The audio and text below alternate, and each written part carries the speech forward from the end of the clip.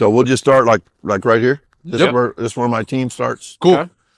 So what we're going to show you today is the atomic speed workout. This was something I did for USR, Universal Speed Rating. It's Les Bellman's company, and I'm partnered with them. And they wanted me to do some type of project for them.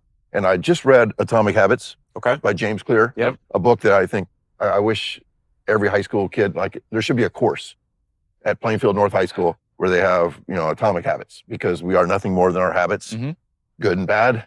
And he gives us strategies to get better. And one of the strategies to create good habits is starting small. Okay. You don't tell kids, do 100 push-ups a day, like I used to tell them. You say 10 a day before you eat anything. And before you know it, they're doing 40 or 50, or they're doing double push-up workouts. You don't tell somebody to go become a runner by running a marathon. No. Go run around the block every damn day. Every day, and eventually you'll run further. Well, so we're going to start small, thus atom, smallest thing, but atoms are powerful, so they grow. So I created something called the Atomic Speed Workout, and I didn't make a penny off of it, but it's really gone. I mean, like all over the United States, international, all that stuff. I always resisted that because I always said that I teach people how to cook. I don't give recipes. Well, this is a recipe. This is 10 exact things. People say, well, could you do other speed drills? Yes, but people wanted a recipe. So the hook is this. It's a 15-minute workout where you do 60 seconds of work. So when I'm consulting with a cross kid in Connecticut, I'm like, do you have any time to work out? No, coach, I have no time. I said, do you have 15 minutes twice a week? I go, I can do that. Oh, and by the way, it's only 60 seconds of work. And not only are you not going to get tired, you cannot do this if you are tired. You have to be fresh, perky, caffeinated, all that stuff. And at the end of the 15 minutes, you're going to feel better than you did at the start. Yeah. Wow. Okay. Show me what you do. So it's small. It is not perfect. It's not optimal, but it is atomic. So let's do this. You guys ready? Yeah. 100%. All right. So people say, do you warm up? The answer is hell no. The workout is the warm up. The warm up is the workout. Okay. So it's not like a 15-minute warm up. Then we just get going. Together. So the first thing we're going to do, get on the line. If I had, and typically I train like 35 sprinters on my track team. So there would be maybe 5 sets of 8 people or 6 or whatever, and they're all stacked. And one of the things I want to impress upon people, Wooden's 8 laws of learning. Okay. Explanation. That's usually where teachers stop, and they're bad. Okay, explanation, demonstration, imitation, repetition, repetition, repetition, repetition, repetition. So the reason I say that is if you have a best guy at doing these, you always say something like, hey, Johnny, show it. Yeah. And if somebody's not watching, you say, you get on to them, Yeah. So it's really important to demonstrate because we learn best by demonstration and imitation. Sure. I have a 4-year-old granddaughter that knows a million things. She hasn't learned one thing by a paragraph. Imitation, imitating adults. So if we have a good demonstrator, we would do that. And that's what we would do with YouTube because I don't know if you guys suck or not at these things. We'll find out and I'll try to coach you through it. We do each drill one time. People always wonder, how long is each drill? And it's usually around 5 seconds. Yeah. But my guys know that as soon as there's a hint of fatigue, shut it down. Because tired is the enemy, not the goal. So if you can do this for 6 seconds, you do it for 6. It's not like we're timing it or anything. But basically, it's like a 5-second exercise, around 55 seconds recovery, and then we go to the next one. So we'll do 10 drills in 10 minutes. Okay? Cool. So the first thing we're going to do, the first 3 things are front side drills, where this is what I mean by front side. Sprinters pick up their feet. They're big in the front, and they're short in the back, meaning that when on toe off, they try to come here as soon as possible. When I'm jogging or something, it's just like the feet never come off the ground much.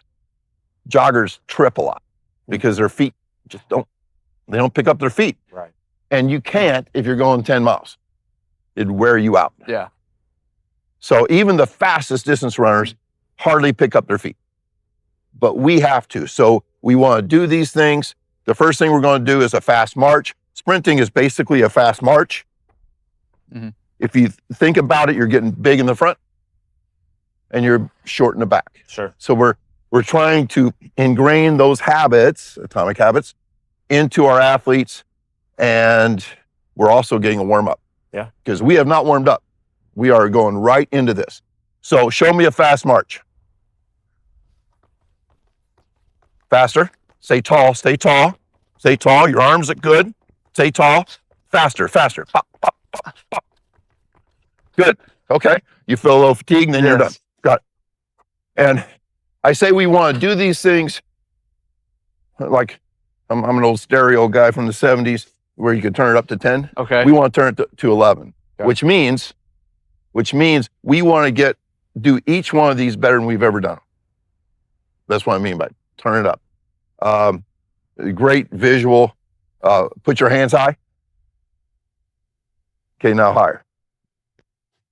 See what I mean? Yeah. That's what I mean by turning it to 11. That we say, oh, I'm trying as hard as I can, coach. Oh no, you probably have a little more. Sure. You know, so we're constantly wanting to do it on 11 on a scale of 10. On the next one, we are going to A skip. Pop, pop, pop, pop. You know, there's a rhythm. Mhm. Yep. Okay. And you guys were pretty good with your arms. One of the things that David Weck teaches is a down, down, which basically is just really lowering that hand. Okay. Down, down. That's not like a lazy U. Okay. It's more like down, down, down, down. He has propulsors. Mhm. I've seen those. Yeah. Yeah, BBs Yeah. basically in a pillbox. Yeah, you get the sound of it. Yeah, so when you go like this, you hear the Yeah. and then when you go like this, you hear Now, that's very advanced, but I would definitely say never run with your hands high. The arm lengthens, and then the elbow goes to the sky. So it's, and some people say drills don't make you better, but then I say, when do you teach? Yeah. Do you teach when they're racing or something? Or they're on the other side of the track? No. So this gives me a chance to teach, like I'm doing now. Okay, so let's A skip. Pop up. Try that knee high. Coordinate those hands. Don't be lazy with the hands.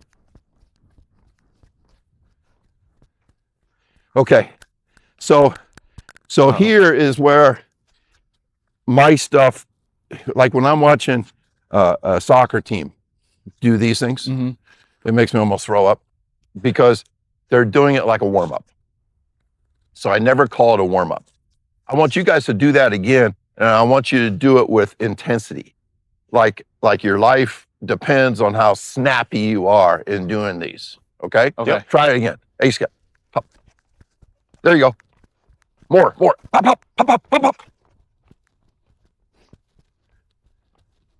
Okay. So we would have to really work with you guys on, you guys kind of suck, all right? That's all right. But that's all right. okay. That's okay because we're all going to get better, all right? Yeah. I tell people that Feed the Cats was really all about attracting great athletes Mm-hmm. to my program.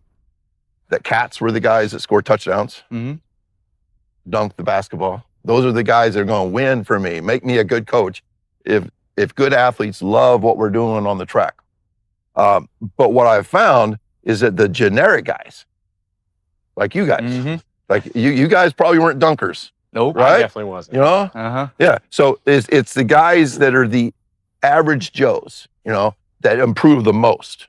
So I'm excited about how far we can get you guys. Sure. All right. Right? Yeah. All right. So next, we're just going to do basic high knees. This is something that everybody does well, but we want to, sometimes I say super high. Okay.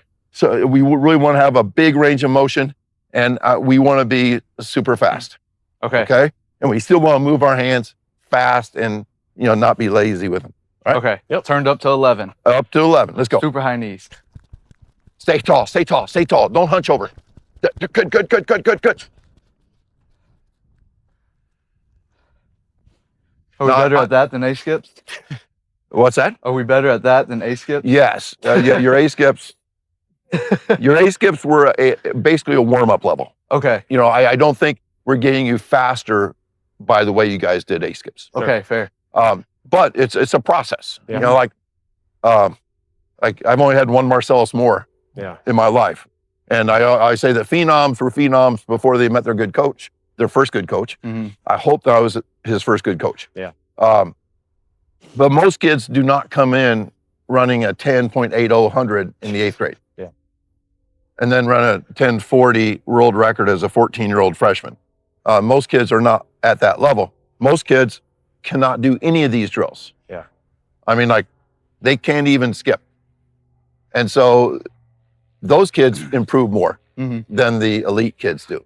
Sure. All right. So the next 3 things are bouncy things. Plyometrics, I define plyometrics as landing and jumping at the same time. Okay. It's basically a quick transition between force absorption and force generation. It's that transition in between. There's a word for that. I can't remember what it is. Amortization. Yes. Yep. Yes. I can't even say that word. Yeah, But it's yeah, Yep. that word you just said, Steve, that's absolutely what it is. But I don't think you think about that. Yeah. I just think get off the track. Yeah. The common thread of all fast sprinters is that they're on the track for like 1/12 of a second, 0.08. Sure. All of them are. And the guys that are slow getting off the track. So that's why we do plyometrics. So the first thing we do is, it really doesn't matter with the order, but we do 3 of these different things. The first thing we're going to do box jumps. Okay. 30 years ago, I used to put plyo boxes out here. Jump high, get off the ground. Jump high, get off the ground. We're going to bounce. We're not going to land and then jump. So on this, we're going to imagine boxes. You're not trying to jump far. You're really trying to jump high, and it's a tuck jump. Okay. Your knees are coming to your chest. Try it. 5 of them? 5 up.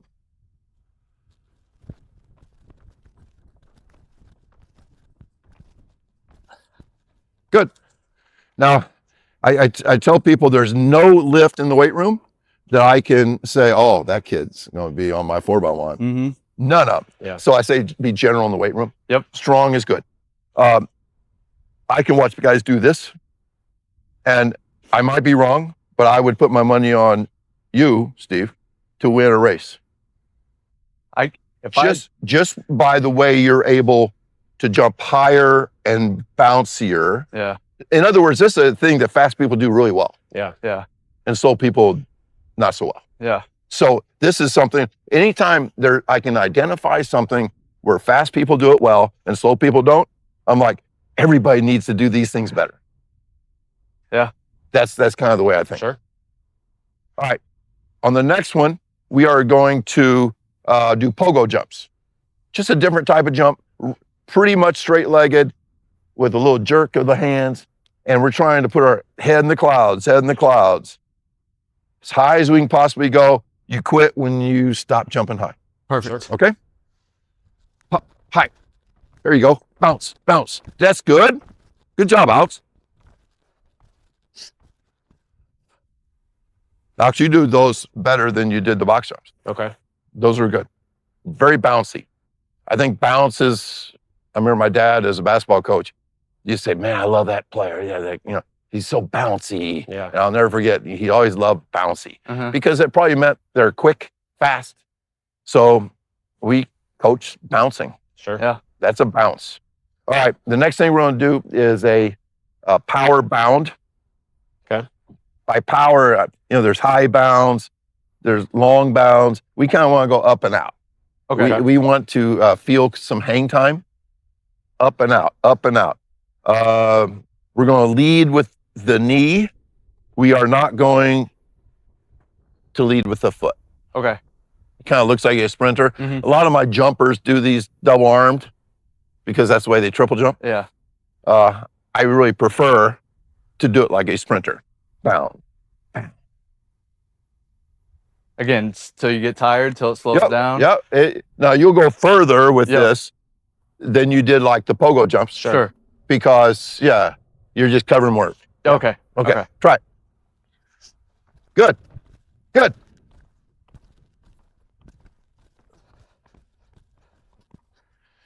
And one of the things we do on X Factor days is we'll do 6 bounds, 3 left, 3 right, and Okay. measure it. For distance. That changes it. Because you're big on competition. Constantly. We want to gamify Mm-hmm. everything we do. To gamify, to me, if I'm working with a football coach, your practice better have game-like looking situations done at game speed where the play matters. That's gamifying. Yeah. The other way you gamify in training is by having a scoreboard. Measuring, competing, racing. Instead of saying, let's mound, Mm-hmm. you say, okay, let's see how far you can bound. Yeah. And we could do it out on the football field, on the Mm-hmm. thing. My good jumper, we did a video just last week. I think he went 62 feet in 6 bounds. Gee. Yeah, but he's a 23-foot long jumper. Yeah. But no matter, even if you did 48 feet, you're Yeah. thinking 50's coming, Yeah, baby. yeah, yeah, 50's coming. Yeah. So we gamify everything. Sure. Record, rank, and publish is one of my slogans. I have about 20 slogans, I think. And when somebody says record, rank, and publish, they think of Feed the Cats and me. And basically all it means is write stuff down. My dad, as a basketball coach, would never say, go shoot free throws. They charted free throws. Yeah. You'd shoot 10, you go tell, hey, I made 8 to the manager, you'd write down 8. Yeah. Just changes everything. Yeah. Changes everything. So we've done the 3 bouncy things. Now we're going to do 3 more front side things. The first thing are prime times were named after Deion Sanders when he would high step it into the end zone. Yeah. So it's basically straight-legged, and we do them 3 different ways. The first way is short primes, but when we go short, we go Yes. high frequency. Okay. So let's do that.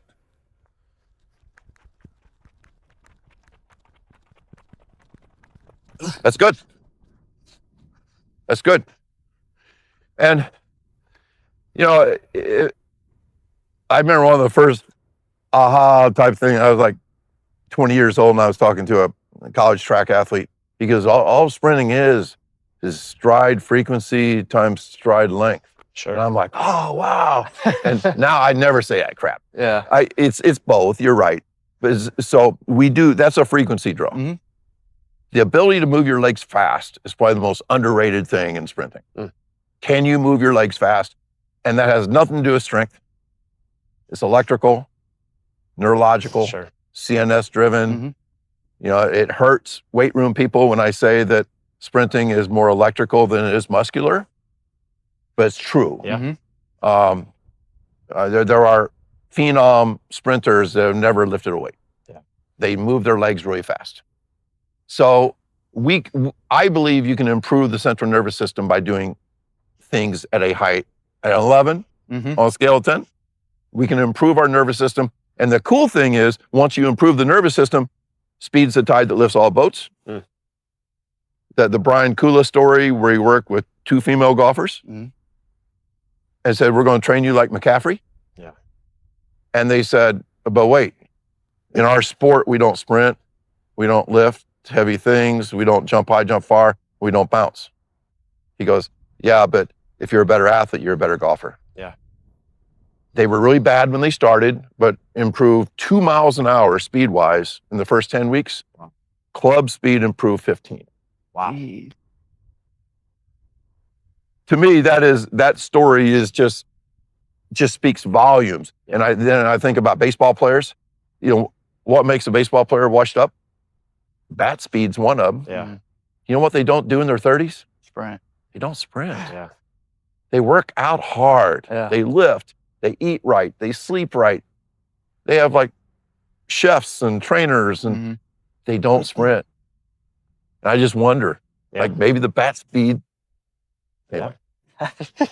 So that was a free. Now we're going to go length, though. We're going to go prime times, big ones. Okay. All right. You're not going to be as frequent, but you want to be as frequent as you can be going high. And you're really, everything's in front of you, nothing's behind you.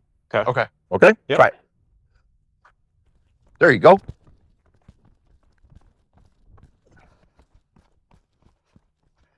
I haven't been out on a track in a Now, while. once in a while, my guys will give me like 3.2 seconds of work. I'm like, come on, man. I mean, if every team in America works longer than we do, Mm-hmm. what do we have to do? Turn it all the way up. We have to turn it up, man. Yeah. We have to turn it up to 11. We can't shortchange any of these things. We can't go through the motions. Okay. Sure. So that's Are you saying we need to do that again? no. Oh, okay. No, I'm just reminding you that if you went through the motions on that, we're going to have problems here. And I think that's a misconception about Feed the Cats too. It's a woke, happy, yeah, we want to make practice the best part of a kid's day. Mhm. Sure. But I'm not above kicking a kid out of practice. I've heard of you kicking people out of practice for showing up tired. Is that correct? Not exactly, but Okay. but we do not train unless we're fresh. Okay. Okay. Okay, so if a kid comes in, and I'm like, what's wrong with you today? Yeah. Oh, sheesh, I didn't sleep last night, coach. Oh, man, I feel beat up. I said, well, go home and take a nap. Oh, no, no way, I feel fine. Go home and take a nap. And, they'll like argue with me. So, or if a kid comes in with, his shins are hurting today a little bit. Okay, go home, take a nap. Oh, no, I'm not that bad. You just said your shins were hurting. Yeah. And then I have to explain to him that if he goes home, takes a nap, he'll come back tomorrow 100%. Mm. But if he rubs some dirt on it, fights through it, he might have 10 days of shin problems. Yeah. So I don't really kick him out, but my guys understand they have to bring energy, Yeah. and it's not that hard, Yeah. but what we do, we have to do well. Sure. So the last thing I learned from Chris Corfist, this is the one thing with David Montgomery that plays for the Lions.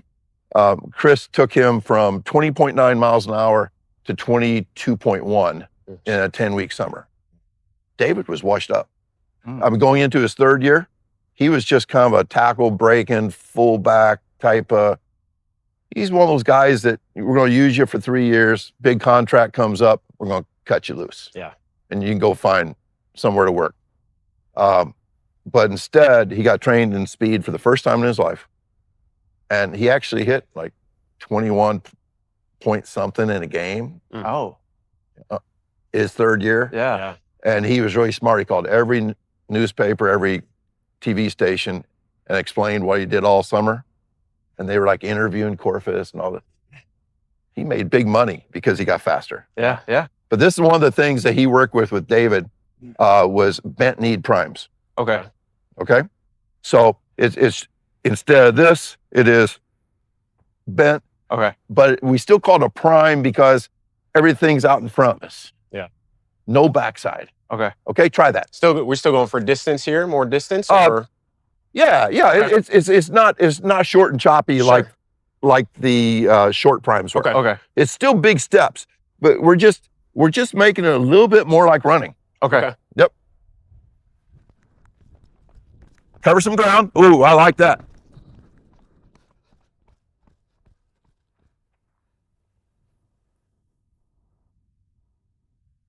I feel like a kid again. I'd look at him like, all right, how'd we do? You're good, man. All right, cool. You'll see it all. Oh yeah. Yeah. We will. Video doesn't lie. So we've just done 9 things. Now, we didn't do 9 things in 9 minutes Sure. because I talked, Yeah. right? But you can imagine, Mhm. like you're ready to do the next one now, Yeah. and it's 30 some seconds, whatever. So you can get these 10 done in 10 minutes. I think it just says, just a nice number, Yeah. 10. Yeah. Like if you put 10 in the title of a blog or something, 10 times more people will read it. Yeah. Yeah. 10 reasons why. Yep. What are the 10? Yeah. So anyway, 10 speed drills, just a nice even number. Some football coach says, we're doing 12. We're doing some like lateral stuff. I'm like, Good. It's okay. This is not like sacred anything. Yeah. Right. This is not optimal. People just really want, okay, these are the 10 things we do, and this is the order. So the last thing we're going to do is important because we are going to do an acceleration. I believe that acceleration should be approached in every speed workout. I do not have speed days, acceleration days. A lot of people just, I think they feel more complex when they say these things, different types of days and things. Every time we get to top speed, we want to accelerate into it. Yeah. Like we mean it. So we can also teach here, and this is how I teach it. I like left leg forward, but whichever leg you go with forward, that hand goes high. So just get that feeling for a second. So you have your right foot forward, that's fine. Then your right hand goes high as you can get it. And you have your left foot forward, left hand goes high. Okay. And you notice that when it goes high, what happens to your eyes? That drop. One of the things is we want to see the track and acceleration. And the idea is we want to come out not low. Stay low is the worst cue in the world. Not stay low because people will bend. And we want good, powerful vectors going on. So we come out around 45 degrees. Okay. The weaker you are, the higher you should rise. Like if you're a 14-year-old girl and you don't have much power, don't be telling her to come out at 45 degrees because she's not strong enough. Yeah. So we want to come up and out, and we will not stay at 45 degrees. It is a gradual rise to being tall because you're tall during max speed. Yeah. So that's one of the things. Stay tall. If you're 5'10", I want you to run like you're 6 foot. Okay. At top speed. Yep. But it is gradual. Sometimes we used to see sprinters all like do this for like 30 steps and then they all seem to pop up at the same time. Yeah. There's not a pop up. Yeah. It's just gradual. And from what I've seen, even with really, really good high school sprinters, they are pretty damn close to straight up and down after 10 meters. Mm. I tell my guys that the worst track athletes can get one good push. The best ones might get 3, 4, 5, 6 good pushes. Mm. Yeah. And it is horizontal force. Yep. So when I'm watching, the thing I'm watching more than anything is the drop. I call them drop your shins. Okay. That your shins are going to be at that angle that you can push back. Yeah. Okay. That makes sense? Yeah. All right. So we want to accelerate into top speed here. Okay. Because the next thing we can do is a time sprint. Okay. Okay. All right. You care about the distance on this? No, but to get to top speed, you're probably going to be up. My fastest guy, Marcellus Moore, probably took 35 yards to get to top speed. I can be at top speed after about 2 yards. Okay. In other words, the slower you are, the less acceleration because you're just not trying to hit. Bolt ran 27.6 miles an hour. He didn't do that till the 60-meter mark of the race in Berlin, 27.6 miles an hour. So yeah, if you've ever seen a guy run 24, you're like, nobody can be faster than that. But Bolt was. So we want to get to a sprint here. And once again, this is not a warm-up, but it is a warm-up.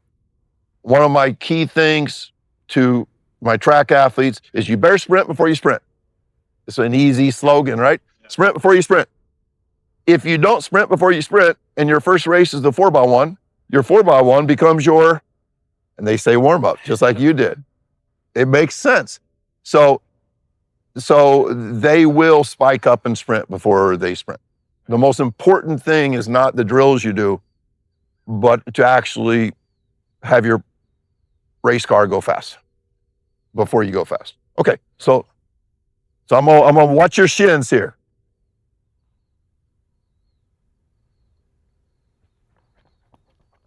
Good. Good.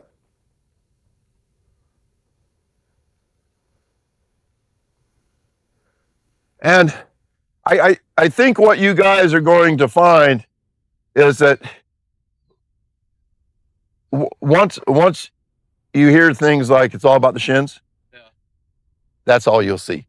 You'll be like, one time there was a 5-star, supposedly the best football player in Georgia, and they had him coming out. He looked like a god, coming, like, what a beautiful, just everything looked great, except for the fact that his leg was like this.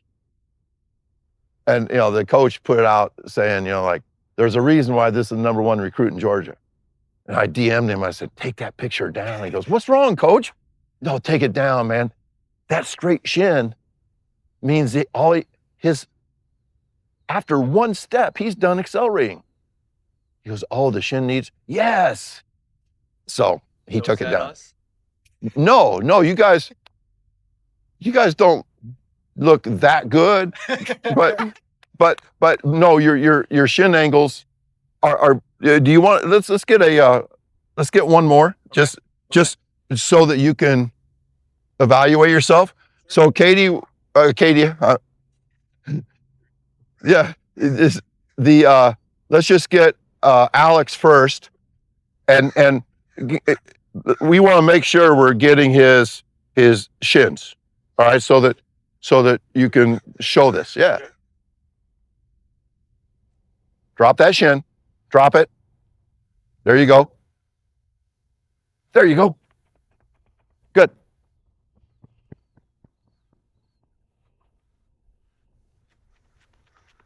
Nice.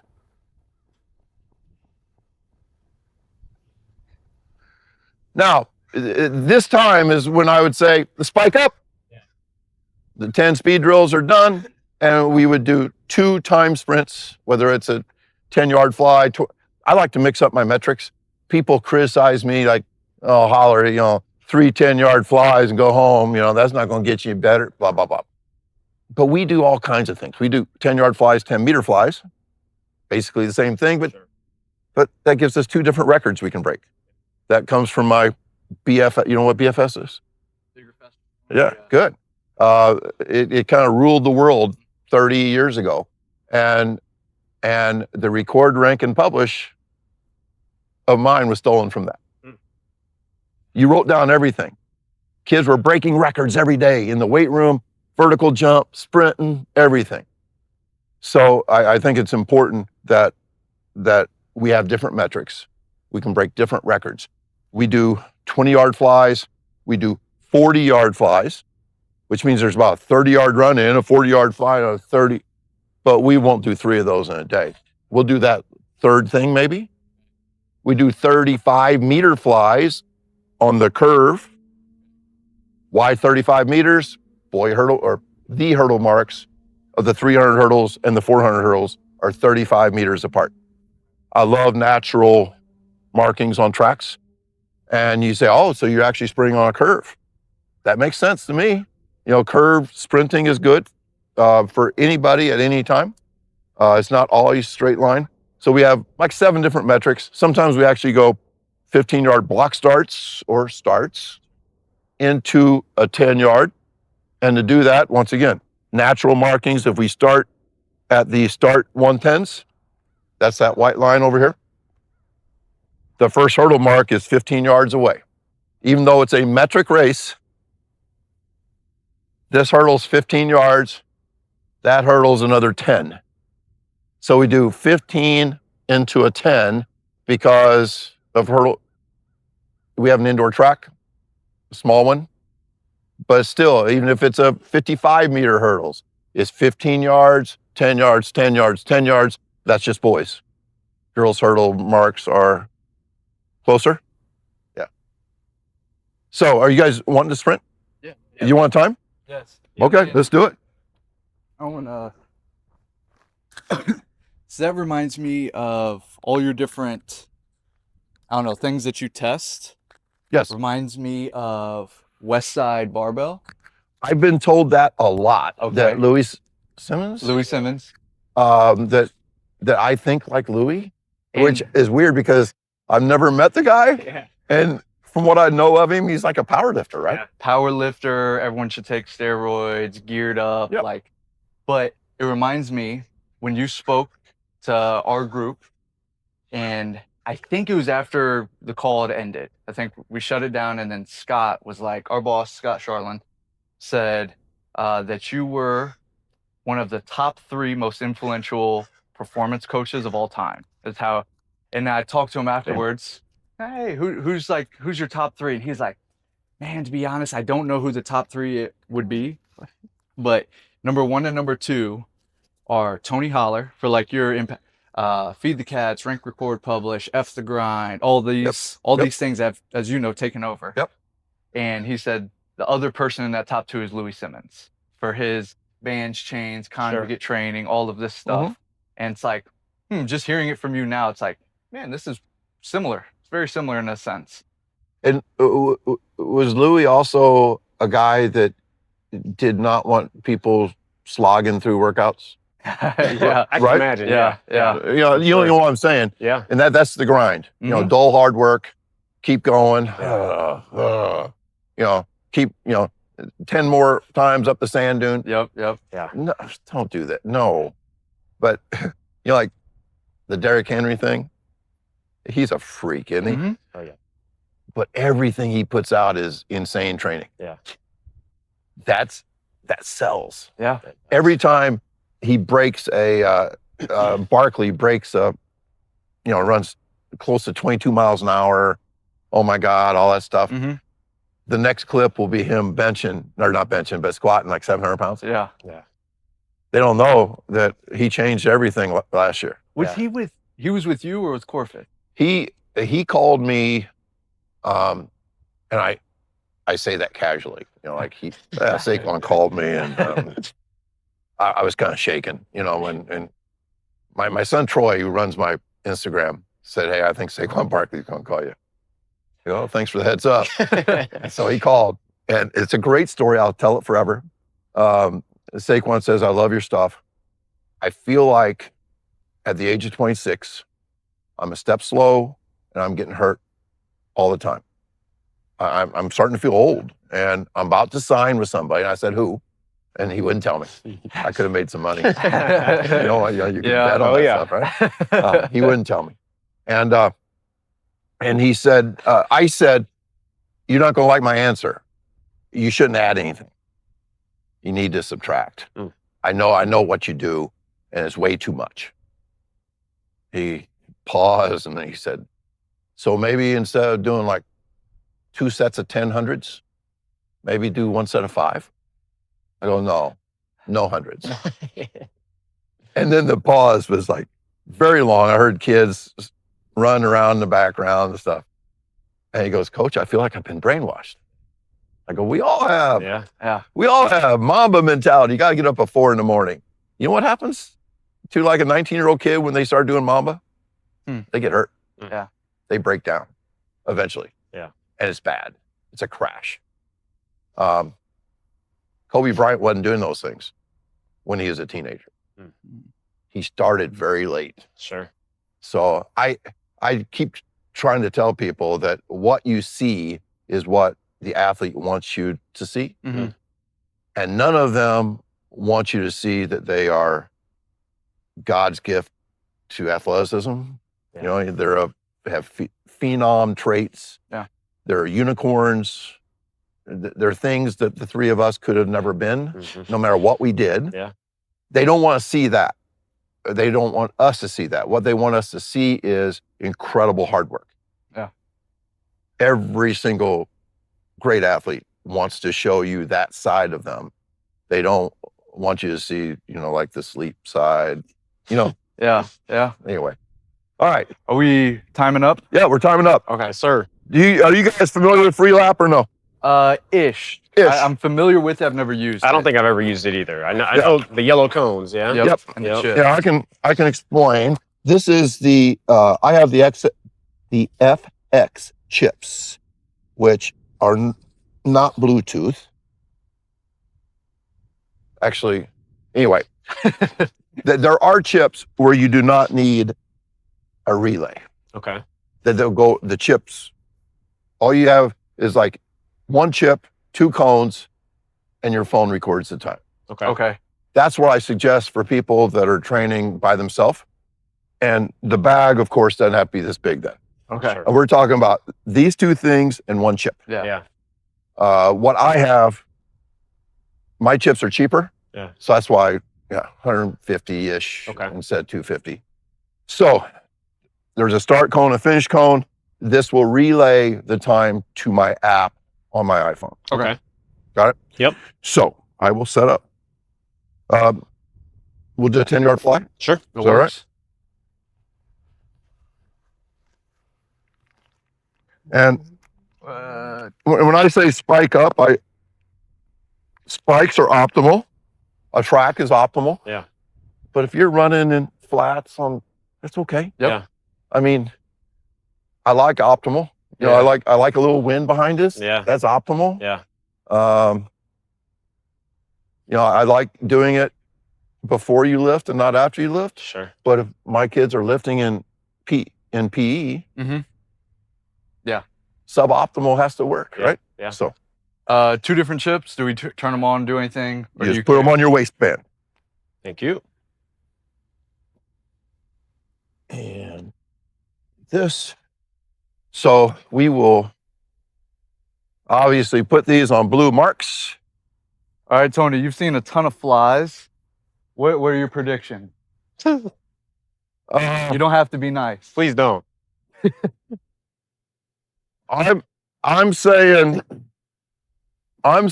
Alex runs 17 miles an hour and you run 18. Okay. Okay. Let's see it. I'm just challenging you. Oh yeah. Yeah. Okay. I like that. All Yeah. right. Now, what does that mean though? We give out bands Okay. for 2021, 22, 23. So we're not even close. So to getting you would No you would band. be sent after 1 day of trying out for my sprint team. You would get cut, and you could go to the distance group. What is distance like? Would I still have a chance at the 400 or no? Yes, But but at 18 miles an hour, and I'm not even sure you can run 18. Mhm. You would not run better than a 58 or 59 in the Okay. 400. The 400 is all speed. Yeah. It's yeah. I say that, but if you can run 19 miles an hour for 48 seconds, you're a possible state champion. Yeah. Yeah. But But the best way to run 19 miles an hour is not to get in really good shape. be able to It's run 20. 23. Yeah. Guys that can run 23, 19 feels Good pace. Efficient. Yeah. Mhm. Good. they don't burn as much gas. Yeah. And so, yeah. But it is what it is. Like if you were a lacrosse athlete, when I consulted with Princeton lacrosse, they had like 40 guys and they're right before their winter program. They had 10 weeks. And they only had 3 guys that could run 20. Okay. Nobody could run 21. And I'm like, this is like D1. These are like good athletes, Yeah. right? And they're, yeah. Well, at the end of 10 weeks, I believe the numbers were 19 guys could run 20 and a couple of them were run 22. Wow. Yeah. So when you do this kind of work, you will get faster. But 1 or 2 miles an hour is amazingly Yeah. faster. Yeah. Yeah. Oh, yeah. For sure. 1 mile an hour faster. Like I said, Dave Montgomery went from 20.9 to 22.1. So he was 1.2 miles an hour faster. And that is a multi-million-dollar game changer Yeah. for him. He was a different human from then on. Sometimes I see him run now and say, gee, Gibbs is fast. Yeah. Oh God, that was David. Yeah. That was Yeah. David. Yeah. Man, he looks fast. Yeah. So, and speed is the fountain of youth. I mean, if you never slow down, you never grow old. Yeah. Mhm. So even like you guys who are both very young, if you could start speed training and stay fast, you will feel younger. And I think you weirdly stay lean. Yeah. without going out and run 60 minutes. Yeah. It's weird. There's magic. And then, of course, the health thing. Mhm. Sprint-based football teams, they just don't get hurt. Yeah. There's some magical health benefit about getting all the symphony of twisting and counter twisting and fire and, you know, the contract, relax cycles happening really fast. Sure. That coordination somehow has a global benefit, as Les would say, or I'd say speed is the tide that lifts all boats. Mhm. It's a global effect. It Yeah. improves everything. So I'm talking too much. No, you're good. You're You're all good. good. So we'll start down there. I would say maybe for you guys, probably 25 yards is enough Okay. for a run in. Yep. But I never limit the run in. Everybody wants to, you know, everybody to do the same thing. I'm like, well, if you're trying to get max speed, you can't limit the run in. You got to let people get back as far. Suboptimal would be doing it in a gym because you can't get to top speed. You know, you're not, but it's still worth doing it in a gym. Yep, sure. Okay. Yep. All right. All right. Okay. Just kind of jog. You got to be in one of these two lanes. You got to be within 30 inches. Jog through it once. 2.47. That's really slow. 2.57. Oh, shoot. You're on par here. Yeah, you're spot on here. All right. So now we're going to sprint. Okay. And if you guys are slower than we thought you'd be, you're in flats. Yeah, Okay. that's what it is. Plus you had like a 3-hour drive, 4-hour. Yeah, we're in the south. You are suboptimal today for sure. We'll run the first one solo. Okay. We used to do everything solo because I say that it's really cool when nobody gets beat. But for efficiency's sake, running two at a time, I think it's more fun too. So the first one we'll go solo. And we want to go ahead and accelerate. Yeah, all good.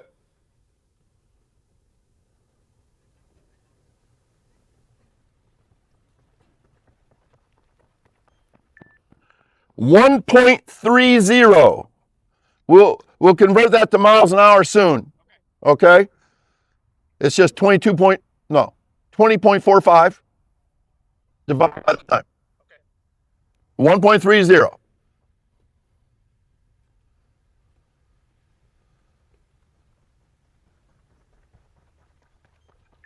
.15. Okay, now this is hard for people because you're not gassed or anything, right? Yeah. Nope. I mean, we've practiced for 2 hours more tired than you are right now, right? But still, we need 5 minutes. Yep. Even if, and sometimes my guys try to get them done fast because they need to get out of here or something. They'll do 2 with only a 2-minute break, and it's always slow. Okay. And it's because the ATPs haven't replenished yet. So it's not because you're terribly fatigued or anything like that. It's just that your cells aren't ready yet. Sure. So a 5-minute break, and then we'll run this one and we'll race. Okay. Oh, is it? As a coach, as we're running these flies, what are you looking for? You're looking for hand, posture, knee. What are you looking for? Time. Oh. That's the beauty of all this stuff is that kids will organically figure stuff out.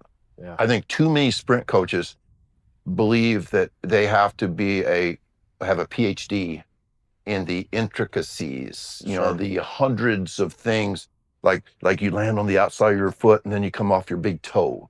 Your foot spins, but your lower leg spins the other way. Your hips spin one way and your shoulders spin, and you know, and you coil and your head is over your foot, and you know, all these things. And if you tell a kid to do all those things, you'll screw them up. Yeah. But what fast guys do is their head goes over their foot. Mm-hmm. And the stiff guys that run like this will eventually figure out how to sprint. Yeah. And so Mike Boyle, the famous guy, Mhm. Mount Rushmore of S&C coaches, beautiful, beautiful stuff. He added, when I went out and talked with him at Boston, in Boston, he added time sprints to what they do in the weight room. He said it made all the difference. Yeah. And he didn't do any of the drills or anything.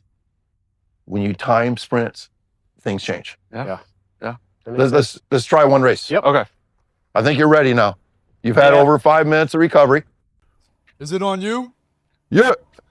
Actually, I want Alex, take 2 steps forward. Uh-oh. That's another fun thing we can do.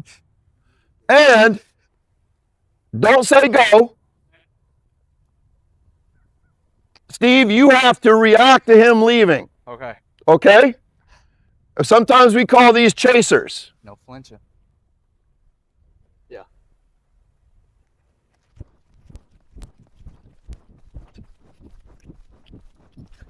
Alex brought it.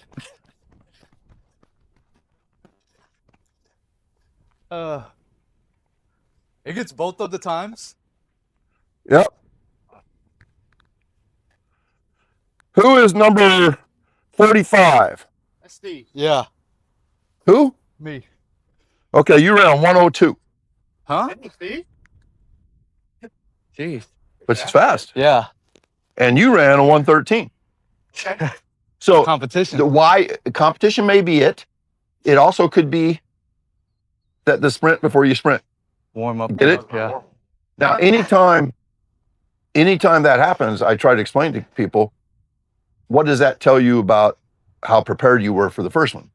And it's like, oh, I need to be more prepared than that if I have a track meet. Yeah. You know, I don't want my race to be, oh, that was my slow one. Yeah.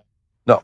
And then all we have to do to find miles per hour for yards is 20.45 divided by 1.02 equals 20 miles an hour. I get a band. You just made the sprint team, man. I get a sir, band. you're Only because you're a 14-year-old though.